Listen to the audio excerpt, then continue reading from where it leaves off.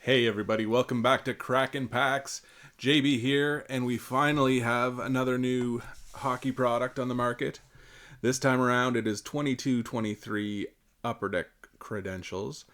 If I'm being completely honest, 21-22 Credentials was not the set for me. Nothing too exciting in there.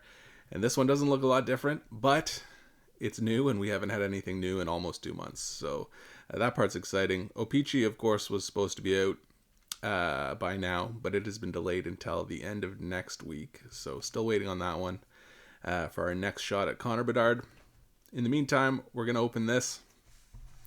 Little word of caution on this product this year. The price has gone up again, which we talk about every time, how this year that we should expect that for every product basically, because we're trying to ramp up what people are expecting to pay for Connor Bedard. Even in the non-Connor Bedard products. But honestly, I could have paid $20 more than what I paid for this and come home with a box of Stature. So I would use probably a little bit of restraint if you're thinking about picking up some Credential this year. Right now, it's just the cost is way out of this world. It'll definitely be cheaper at some point in the future. So unless you're a huge Credentials fan, probably just hold on a little while. Now, so inside here, we're going to have 8 packs with 6 cards per pack. And hopefully an autograph. You are not guaranteed an autograph in Credentials. It's another one of these ones where it's an autograph or an acetate. Which I've spoken before about how I feel about that, because generally I'm a fan of acetate cards, so I hate to be disappointed when I open one. But when it means it's either that or your autograph, kind of spoils it a little bit. Anyway, if you're not familiar with Credentials, it's a funny little set where all the special cards look like hockey tickets. There's the base for this year. We got a Phil Kessel base to get us going. We got a Patrick Kane. Here's a highly anticipated Lucas Dostal. Probably not. We got a horizontal card. Jake Sanderson, rookie, speed of the game. And then some more base at the back here. So that's what Credentials looks like. It's another set where really the hits are going to carry the set. You know, the autographs and the low-numbered parallels of certain inserts that people chase are going to be worth something, and nothing else is going to be worth anything. Unless you're a fan of the look of the card and you just want the set for yourself. Here we have our second star of the night, Kirby Dach. Oh, and look, I ruined it. It's an autograph right behind.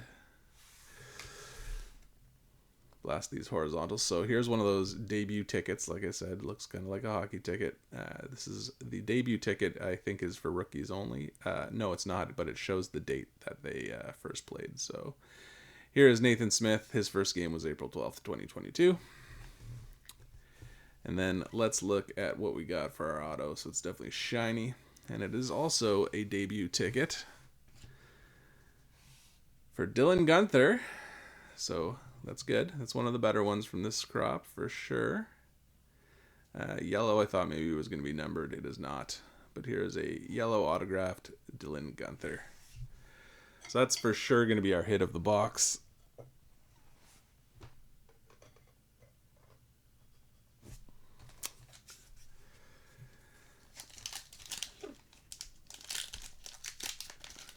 It's been so long, I forget how to open these things.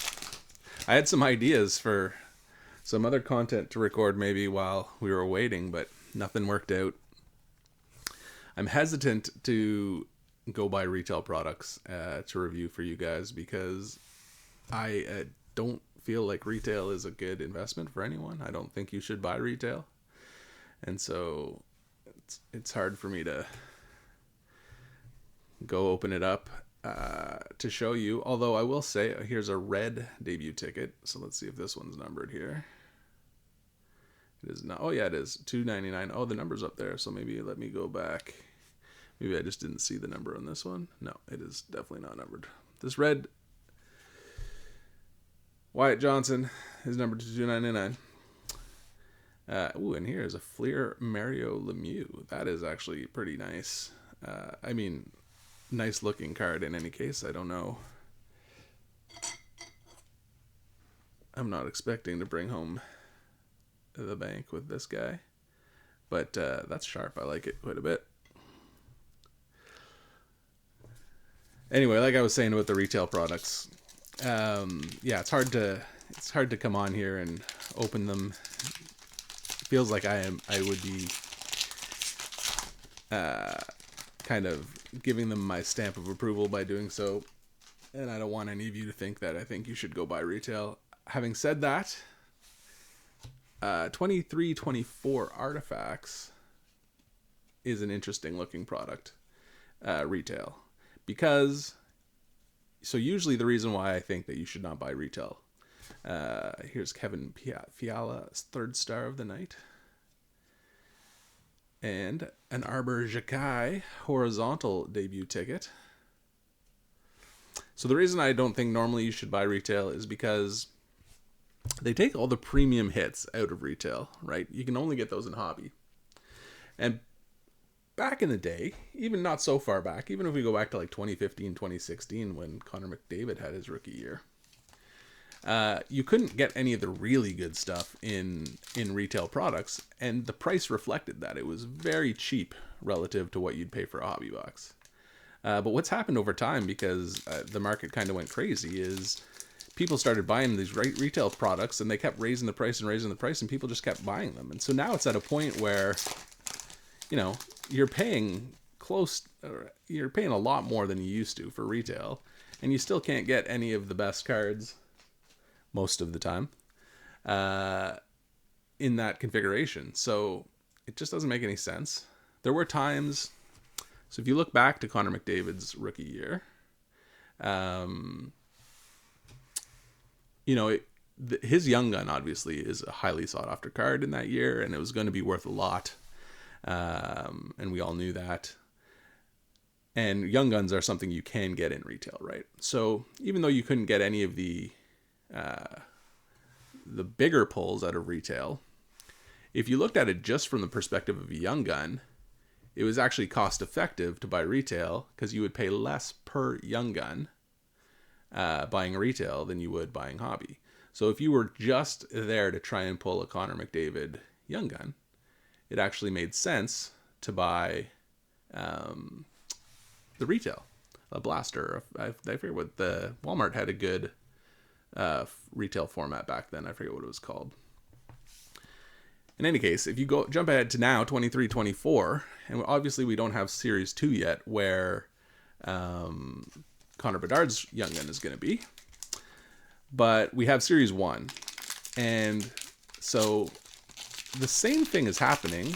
They've changed the configuration of the packs in Series 1 compared to past years, but if you look at Young Guns, right, as your measuring stick, you get the same number of Young Guns in 2 retail tins as you get in 1 hobby box. But in the retail tins, you can't get exclusives, you can't get clear cuts, you can't get a number of other things. And now the price between those two is basically identical. 2 tins is basically the same price as 1 hobby box. So you're getting the same number of Young Guns, but the hobby box has the ability to pull a bunch of extra value on top. So retail is just crazy these days. Don't buy it until they start reducing the prices again. That's my overall advice. But anyway, back to Artifacts. Artifacts is a little bit interesting because while it's true still, there's a bunch of... we got a Caden Gooley blue debut ticket, numbered to 99. So that's our lowest numbered parallel so far. There's still a bunch of the good artifact hits, the patches, the patch autos in particular, that you're not going to get in retail. But you can still hit the team rookie redemptions. So you can't hit, like, for example, the Roman numeral rookie redemptions where you'll find Bedard. But you could hit the Chicago Blackhawks rookie redemption, which will be Bedard. And that would be, for a pretty low priced retail product, compared to, I just said, like, the tins for Series 1 are through the roof. You'll pay much, much less for a blaster of artifacts. And there is at least some potential that you get a pretty nice pull out of it. So, that's where retail starts to become a little more interesting. When you expect to usually not get much, but you have at least the chance, and not just a remote chance. I mean, I think it's something like 1 in 30 blasters will have a rookie redemption, which that's not totally out of line, You have some hope when you open your blaster. Anyway, I couldn't find any, so I didn't get any anyway. And we got an acetate and an autograph in this box. So we got our 2 hits. Caden Korczak, looking pretty decent. And this is numbered to 249. Looking pretty decent for the Vegas Golden Knights. Anyway, that's my rant about retail. That's why I didn't bring you any content while I was waiting for a new hobby product to be released. I have some other ideas, maybe to keep things going while we go through droughts like that. But honestly, I wasn't really prepared because it's been so long since we went through a drought like that. Upper Deck has been trying to catch up since the beginning of the pandemic, and it seems like there's usually 2 or 3 sets released every month. And then all of a sudden, something just funny happened at the beginning of this year, and we didn't get any of that. But back to credentials, our last pack. We've got another highly anticipated Riley Walsh. Another one of these horizontal debut tickets. This one is Matty Blummel.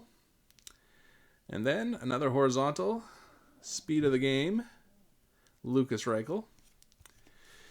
Go with our Jake Sanderson. So that is what you can expect out of credentials. It's an interesting set. It's a little different. Some people really like these debut tickets. It's not my thing personally, but they definitely make a million parallels of it. So if it's something you like, there can be some exciting things for you to chase there.